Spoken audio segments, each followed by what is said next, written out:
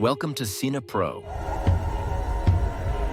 where we bring your favorite movies back to life with quick recaps, hidden details, and everything you missed.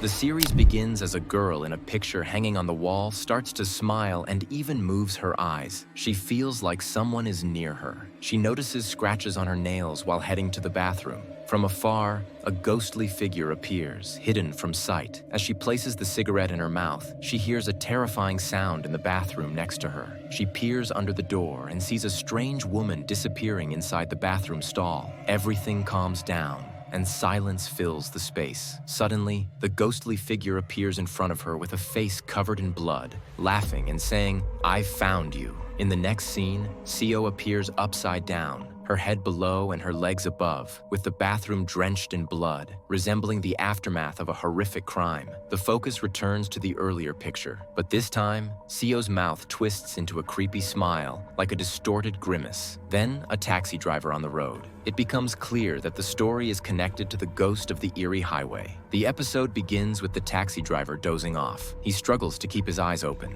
While driving, he notices the traffic lights flickering. To handle the situation, he pulls over to rest for a bit. The time is around 3:30 a.m. Eventually, the driver falls asleep until a strange girl enters and sits in the back seat, asking him to take her to the Sanjang Hotel. The driver nods to wake himself up and tries to locate the hotel, but the girl eerily directs him, saying, "Turn right," even though there's no road there. He tells her she's crazy and continues driving straight. Suddenly, she extends her sharp, claw-like nails, trying to grab him. He angrily turns to look back, only to find that she's not there. He turns again to see her standing in front of the car. He slams on the brakes, hitting his head on the steering wheel. The girl reappears in the back seat, crying tears of blood. The driver screams in terror. She ties him to the chair, removes her eyes, and offers them to him as he screams in agony. He watches with his own eyes as her eyes are taken out. The scene changes to the taxi driver without his eyes. Driving the taxi on its own, it ends with a shot of his eyes lying on the road. Then, two schoolgirls browsing the internet, debating whether the video they're watching is a hoax. Feeling hungry, they rush inside to eat. As they climb the stairs, one of the girls twists her ankle. She runs to find help in the classroom and finds a creepy doll next to her books. When she opens her locker, she feels something is wrong,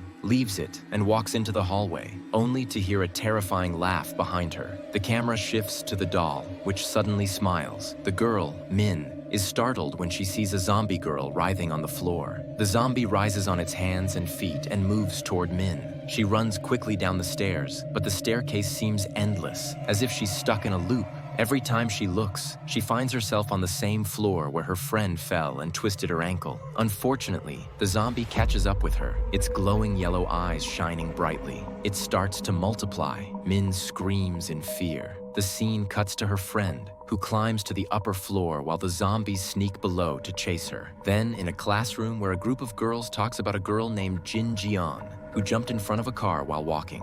The teacher interrupts them with a stern look as they are discussing the death of the same girl whose photo was seen on the wall in the beginning. It turns out the deceased student was bullied. She participates in a group chat. Hai-Soo leaves the group feeling guilty. She immediately calls the teacher, asking her to meet in the classroom, wearing red high-heeled shoes. The teacher arrives but finds Hai-Soo's shadow, which looks different from before. There are scratches and blood on her face, and her leg is twisted and severed. The teacher realizes that this is actually the dead girl, Jin Jian. The girl smiles and tells her that Hai-Soo's legs don't fit her. Jin removes the teacher's legs, silencing her screams. Jin then puts on the red shoes and stumbles out of the classroom, dragging herself awkwardly. The episode ends with her limping through the hallways. Then, a famous urban legend about a multi-dimensional elevator. The episode begins with a boy standing in the elevator. Suddenly, he clutches his ears in pain. Looking as if he sees something in front of him, he begins convulsing and collapses. In the morning, the police arrive to investigate the case. They discuss in detail how the elevator works, including its rumored ability to travel between dimensions at midnight. That night, the lead officer returns to the office to inspect the elevator himself. As the door closes, he looks at the printed instructions he has been holding. instructions he has been holding and moves between floors. The door opens on the 4th floor, but it's completely dark. Suddenly, he sees a mirrored reflection of himself, as if looking in a mirror. Before he can press the button for the 1st floor, a hand emerges from nowhere and the elevator ascends again. Inside, a strange girl dressed in black appears, asking him to take it down again. When she turns her face, it's grotesquely twisted, with one black eye visible. She begins banging her head against the wall, but surveillance footage shows the officer hitting his own head, with no one around him. When the door opens, other officers standing outside notice that the uniform the deceased officer is wearing resembles their own in a disturbingly eerie way. 2 schoolgirls entering the same elevator, beginning the game anew, then in a family home. The mother warns her husband not to remove the charm from the shelf because of the many demons and dead spirits around lately. The atmosphere is tense. The man prepares to leave the room, but finds a strand of hair stuck to the doorframe. He pulls the hair hard, but hears a loud, angry scream. After a long day at work, he returns home drunk. He tears up the charm and throws it on the floor. He then goes to his room and collapses on the bed from exhaustion. The door is left open, and blood begins seeping from the house's foundations. Severed limbs crawl into the room, and blood drips onto his face. The man notices a hand crawling on the floor. The hand continues until it reaches a faceless figure. He tries to drive it out of the room, threatening it with no mercy, but it's too late. The strange creature tears him apart with its hands. The man is lying in his blood on the ground. Then a virtual ghost, specifically a ghost haunting Sai. As soon as Sai begins the episode, she receives a lot of comments. Suddenly, while she's talking, a teddy bear behind her falls to the ground. To convince her followers that she didn't do it, she quickly looks back at the screen while talking. Midway through, she thanks her fans for reaching 30,000 followers. She asks her fans to increase the likes, and from there, things start to get more suspicious. A book falls off the shelf, scaring her fans. They begin to ask if this is a prank. Sai quickly ends the live stream, telling them she's going to Peterin to continue the stream. We discover that all of this was an unknown elaborate trick. The camera was still recording, but the comments had stopped. She grabbed her phone and started taking selfies using a filter. Suddenly, the entire screen was filled with filters, as if there were many creatures around her. She froze in place from the shock. Suddenly, she hits the board hard several times and collapses to the ground. Another version of her suddenly appears on the screen, introducing herself as Sai. Then a woman dressed in white descending the stairs to the lower floor. She places a plate full of food and slides it through a small opening. The arms of a starving person grab the plate and pull it away. We learn here about a strange fortune teller named Yom, in a town where children are kidnapped and starved to death. Afterward, their souls are taken and preserved after prayer. This woman descends to the lower floor,